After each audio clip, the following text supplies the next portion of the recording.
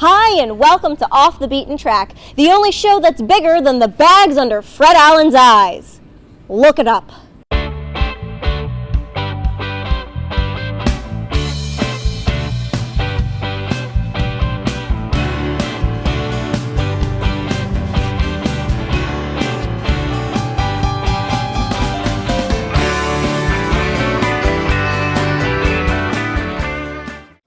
Hello and welcome to Off the Beaten Tracks. Today we have a treat. It is not this Frankie Yankovic album which I'm holding here. Hopefully through the miracle of post, this will actually be Miss Butters by the Family Tree. Infamous, legendary Family Tree. Yeah, and this is the man behind it, Bob Segarini. He was the writer and the singer. Opshaw. So I'm going to start before that, though. I want to start right at the beginning. You're 20 years old, around 20 years old. You're playing in the Brogues. Okay. You went to a Wikipedia page. You're not playing in the I Brogues. was never in the Brogues. Bill Whittington was the bass player in the Brogues, who became the Family Tree's first bass player. Uh-huh. I was stocking the shelves one day, and there was a line of dishwashing and laundry washing products called the Family Tree, and I liked the logo. So I called the band I was putting together the Family Tree and used their logo, which was round, fit right on a drum head. So that's where the Family Tree name came from, and the Family Tree started in Stockton I stole the singer-drummer from a fantastic R&B band of these young kids called Gary Wagner and the Night Beats. So I asked Bill to join, and he did, and then we had... before I got in the band, Newman Davis playing, and he brought his friend Mike Olson, who changed his name after he didn't want to be in the band because I wanted to make records and be a rock star, and he would rather play in the clubs. So, and what happened was we went on to play in clubs, and Mike changed his name to Lee Michaels and went and became a rock star. Once the Family Tree was together, we started playing mostly original songs and some cover things. Now, that's when we started to go to L.A. That's what you were tripping down to L.A. Yeah. Now, how did you get signed to RCA? Okay. Our first single... Now, which song is that? Prince of Dreams, backed with the Airplane song, Live Your Own Life. Mm-hmm. That was recorded on a 3-track, 3M machine the size of a large refrigerator in the day in his garage in Tahoe. And he took it to Mira Records, a vanity label in L.A., whose big claim to fame was the Leaves version of Hey Joe. And they put out the single and liked it so much, they asked us to do an album. So we went into Gold Star, very famous Gold Star, where Phil Spector was down the hall, Brian Wilson was down the other hall, and Sonny Bono was doing stuff on the Phil Spector record, but he stopped by every day while we were in the studio and sort of co-produced the 7 tracks that the Family Tree did at Mira. So we do these things, and we take them to Mira, and a friend of mine happened to hear them and said, I'd like to take these to where I'm working, which was RCA. A wonderful woman named Patty Farella, who eventually introduced me to Harry Nilsson, put us together, and so things. So Patty took it to RCA. RCA offered us more money than Mira. We went with RCA. The singles that preceded the album, were these from your Gold Star recordings, or were they different? Tragically, no. RCA insisted that we record some new things, and they liked. I played them a bunch of songs I had written, and there were 3 that they liked: Sideliner and Keeping a Secret, and a song called Do You Have the Time. So out of those 3, we recorded those 3 at RCA's studios, which at the time was right there in Hollywood in a giant building. A lot of stories I can tell you about that place. And out of the 3, we wanted Sideliner to be the single because it was, it's still great. It was going to be the single, and then they realized or found out that instead of singing "pop" in the background, we were singing "puck" in the background. So they put out, instead of, and Keeping a Secret was a close second, but instead of making that the A-side, they made Do You Have the Time the A-side, which was a cute little kind of Turtlesy kind of thing. Birdsy kind of thing. Yeah. Nice little song. Yeah. And to this day, the ba-ba-bas in that record, Mark Bowman and I still laughingly argue about who came up with the ba-ba-bas first.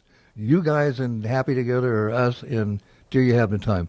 But you also did She Had to Fly and So He Spin and Those are the last two things that I did at RCA. The band was long gone. So those are post the album.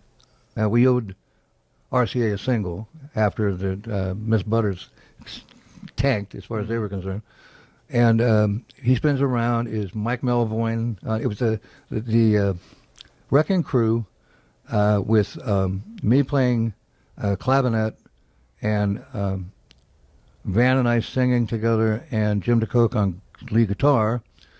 And the flip side, He Spins Around, or She Had to Fly was a jazz-infused thing with Mike Melvoin on the organ. It's a little different than the other songs, So, but a terrific song. Thank you. And He Spins Around is about Harry Nilsson. Oh, yeah. Was written after our falling out. 'Cause Harry, that's when I first found out Harry had a ridiculously dark side to him. So those are the last two things we did for RCA. So you do a single, and it sells moderately well? Yeah, it did. It was kind of like a moderate hit on the West Coast. But that didn't get assigned to RCA, and they didn't have that record. That was Mira. Okay. RCA signed us on the strength of the material I had written. How did you manage to talk them into recording this gigantic project from a guy who's, I think you're like 22 at the time, who's had a couple of singles, and you go in and you say, I want a full orchestra, I want all these guys to come in, and I want to do this great big concept album, when there were almost no concept albums out? In June of that year, Sgt. Pepper came out, and everybody was calling it, a story. Well, it's not, but I thought maybe it would be great to do like a rock opera, a pop opera. So that's when, with the release of Sgt. Pepper, I started writing in earnest the Miss Butters album. I even have a little booklet where I kept notes. So it took me 6 months or so to write this thing. And I did it by myself with the exception of Harry Nilsson. I had just gotten a royalty check from Pandemonium Shadow Show, his first album. Mm-hmm. And he bought this old turtleback Jaguar sedan and drove it up from L.A. to show me, because we were best friends at the time. And while he was in Stockton, he wrote, and I don't recall exactly, he either wrote some of or all of the song One on the same piano that I wrote Miss Butters on. And we had a jolly weekend and had fun. At any rate, so he told Patty about what I was writing. Patty wanted to hear it. She came up to see the Family Tree live and then came over and I played. And she took the idea to RCA. Did you play on the record? No. Jim DeCoke was allowed to play a couple of solos. I don't remember in which songs. And the only one we got to have anything to do with was the instrumental 9 to 5, and that was the Family Tree live off the floor in Studio B. Mm-hmm. And we got to play on our own album. But that said, and of course now I can look back with pride and say, Al Casey was on the album, Larry Knechtel was on the album, Jim Gordon, it was the first pop rock album he ever recorded on. We did go in to watch quite a bit of the bed tracks being laid by the Wrecking Crew, but you have to realize that I think the bed tracks were done in the space of 2 or 3 days. You've got a single out with RCA, and all of a sudden you're doing this massive thing, and you're going in and you're working with some pretty hefty people. I mean, what did that feel like? I mean, with Tipton and what's his face, Rick Jarrett had done Surrealistic Pillow. Rick Jarrett was doing all this stuff kind of at once. Mm-hmm. The only thing he'd done really at that point was Pandemonium's Sideshow. That they were doing almost at the same time they were doing Aerial Ballet as they were exactly the same time. Exactly the same time. How does that work? Studios A, B, and C would be booked from 9 until 12 from 12 until 3, from 3 until 6. And so you worked on multiple records during a day when you worked at RCA or any major label at that time. So, of course, there were other things being recorded. I can remember going in, walking past another studio one day while we were recording and got to see Sinatra, and another time I saw Tony Bennett. George Tipton was, of course, brought in through Rick Gerard, who had been doing Harry. And George is a sweet man. In fact, I spoke to him last year. He's in his 90s, Wow. I think. And, we did these little demos, and he wrote the charts and everything. The orchestra, you going to ask about them? And Now, were you there when the orchestra was? No. I personally went in every chance I got when they were recording stuff because I was really interested Was in that and kind the of, rest of the band usually wasn't there. Was it dispiriting in some way? I mean, you've got this big album going on, and you're almost like removed from it until you come in and do the vocals. Sure, you've written it. No, not at all. I was But underfoot like a hamster. I kept my mouth shut and learned at the feet of these people. My problem with George has always been, he asked me what kind of orchestration I wanted, and I said, I want it like the Beatles, period. Original, unique, and creative. He took that to mean I wanted it to sound like the Beatles, which is why it is kind of a feeble attempt, like Harry stuff. There are parts, but I don't think it's not. In retrospect, and I've heard things that have aped it far more than this album. In retrospect, I am very proud of that album, and I went through years where I loathed it. I hated it. Because unless you'd ever heard the Family Tree play any of those songs live, you had literally no idea how good things like Sideshow were. That said, I failed to recognize the impact that it had. Because like everything I've ever done in my life, it had a tremendous amount of influence on other things, unbeknownst to us. I loved that record. The thing that changed my mind was realizing what it, by accident, was. And how proud I am to have been that person who did that thing. It's a tremendous accomplishment. It's and I've listened to it, I told you, literally over the last, say, week, I've listened to it 20 times. And it's not one of those albums that wanes on you. You can sit and listen to that album and enjoy it each and every time because there's just some great tunes in there. The arrangements are great. Your singing's great. There's only a couple of times. There's a piece somewhere which is a little bit like Hey Jude. There's a little the chant end of at the Miss end. Butters. Yes, but apart from that, I don't. There's not a lot of. I wouldn't say you're aping the Beatles in there much. What's been written about that record over the years, and it's been called timeless. It's been called ahead of its time. It's been called important. A lot of people I respect in the industry and in the press have said wonderful things about it. Well, I've looked on the internet, and the word genius comes up several times in several people's adjudication of that album. This is not my. I have other work that's far more geniusy than this work. No, I'm flattered by all of it. I think it's great, but again, I just wanted to write wonderful songs and record wonderful songs and release wonderful songs. I'm still exactly the same way. We were only in a studio for a total, and this is not every day, of 2 weeks in January of but there must have been a lot of pre-production. I mean, doing all those arrangements. Well, that was George. Tipton would just go home and write charts. I mean, he, God bless him, gave me copies of all the charts, which of course, are gone in a storage shed somewhere to heaven or hell, where those things go. But we really weren't there for any of the orchestras that was done at different times, different studios.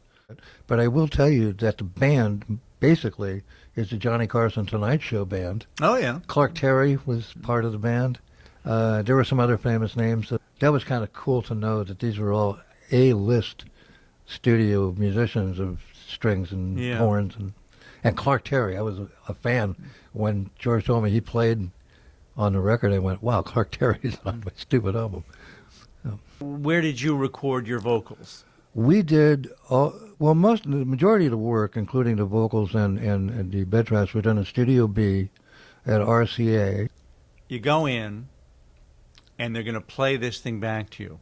Now, once it's done, and you're sitting there, and there's the big speakers, and they turn it on. What's your reaction to something this grandiose from a little guy from Stockton with like a single or two out? I don't recall ever having them call us in and sitting us down and turning up the monitors and playing us the record. I can only remember being handed a 7-inch, 7.5 IPS, inches per second, Tape, yeah. reel-to-reel tape of it, and taking it home and listening to it. You didn't get a big presentation? I don't remember if we did or not. I honestly don't remember. I do remember when we went up to play the Crystal Ballroom, of putting it on our tape recorder and our sound system, PA system there, and laying on the ball bearing loaded floor of this beautiful 20s dance hall, and cranking it up and listening to it there. And yeah, it was very impressive. I'd read on this internet thing, this infamous internet thing, that this was recorded in mono but released in stereo. The only way you could have multiple tracks, especially with something that included dozens of instruments, was to bounce tracks, which meant on a 4-track machine you could record 3 tracks and then bounce them down to a single track, mixed already, pre-mixed, and then you would have 3 tracks to re-record on, and then you could do it again and leave 1 track. So depending on how many things you could record at the same time, depended on how large a sound you could get. The Beatles were geniuses. George Martin and those wonderful Sgt. engineers. Pepper was a 4-track, wasn't it? Yeah. So we're working with 4-track, but I do remember that he did a very smart thing, Rick Gerard. He recorded with stereo mics. He got the bass, drums, and Al Casey's guitar. And then he mixed that down to 2 tracks in stereo, which is why the drums can go doom, doom, doom, doom, doom, like that. And at the time, that was far forward thinking in Rick Gerard's part and the engineers. So it was always in stereo. Okay. All right. What happened was stereo was now brand new within the last 12 months, the new big deal. So, but I wasn't allowed to be around for the mix. So I said, well, are you going to do it in mono? And he said, there's really no reason to. I said, well, then can I do a mono mix? And he went, yeah, go ahead.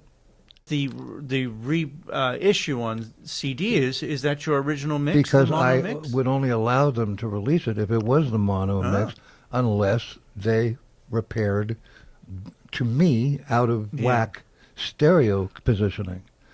So because it was cheaper, they just did the mono. And I like the mono mix because with the right EQ and stuff, you can make it pretty big. You know? In the day, was it released in mono as well? It was, but so those again, would be probably very valuable. Yeah. I'm going to ask you about Frankie Yankovic, which could possibly be Miss Butters. Well, this is going to be me. Yes. Who did the artwork for this, and how did that concept come about of the cover? Apparently, they had a 9th grade finger painting class make the cover, which is in concept. I see. Yeah. No. Very nice. Yes, you're right. That does make sense because she's a teacher. Yeah. I don't know. And all these things are happening in her head, a la psychedelic, which is why people still consider this to be a smoke a bunch of pot psychedelic album. What they call psych pop. Yeah, psych pop. I could see that. So, well, that was the timing of the drugs, not mine. But the funny thing is that, again, over the years, I realized how quaint but accurate this depiction of the inside of her head was. Just give us a brief outline for those who don't know the album of what the actual rough storyline concept is. The story follows from, and this is because I was reading William Goldman, Boys and Girls Together. You ever read that book? No. It starts with the great-grandparents of the main characters and goes from there. It's like a huge book. So, in a nutshell, I started with the main character, Miss Butters' parents, how they met. Her father was in vaudeville and traveled a lot. He fell in love. They settled down in South and North Dakota on a little farm, so now he's happy. But he dies the same day that his wife gives birth to his daughter. So she never meets her dad. And he's referenced in a couple of other songs. So now she grows up in this little community in South Dakota and becomes fascinated with teaching because she has this teacher in the one-room schoolhouse named Mrs. McPheeny. Mm-hmm. So she gets older. Mrs. McPheeny passes away down the line, and Miss Butters has become a teacher and takes over for her. And then a man falls in love with her, and she falls in love with him, but she doesn't want to give up teaching, so she chooses to remain a teacher and remain in her little town.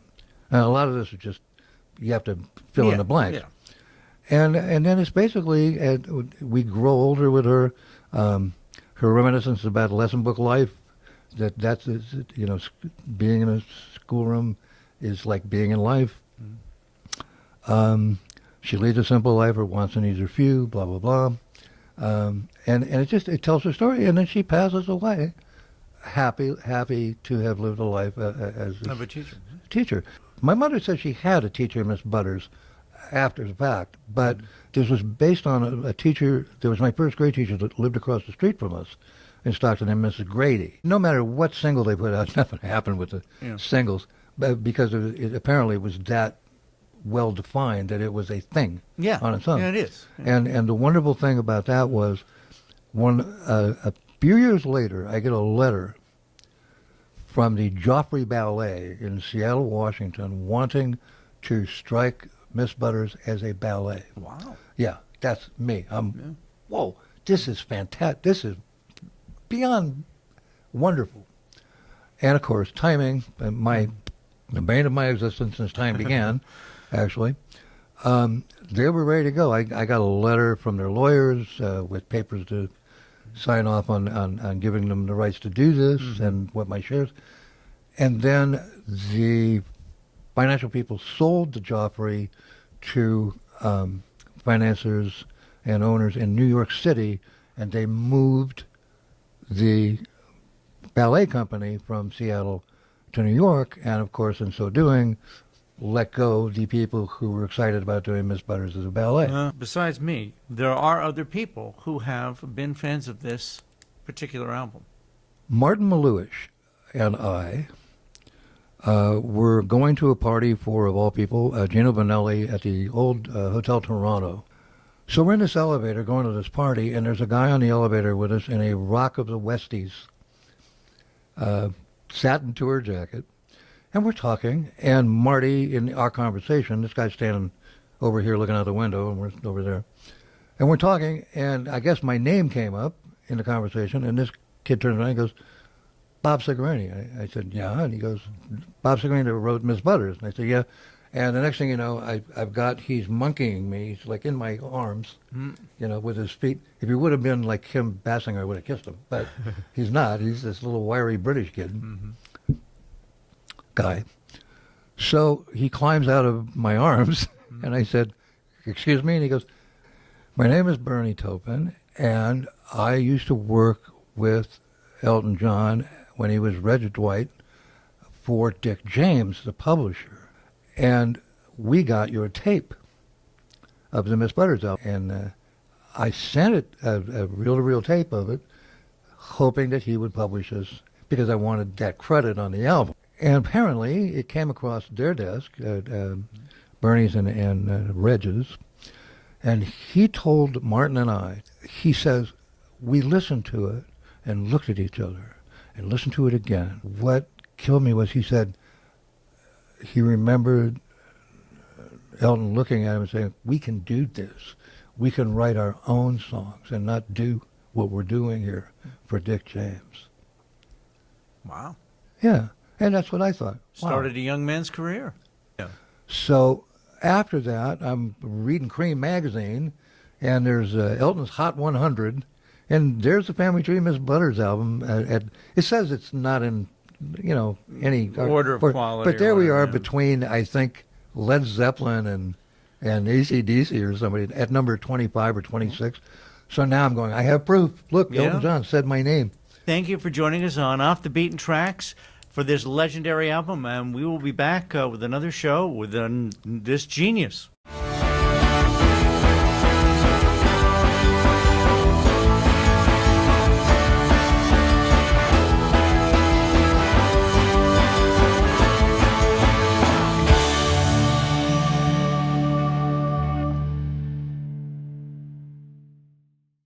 No matter how lonely you think you are, you're never really alone so long as you've got a serial killer high on crank hiding in your basement.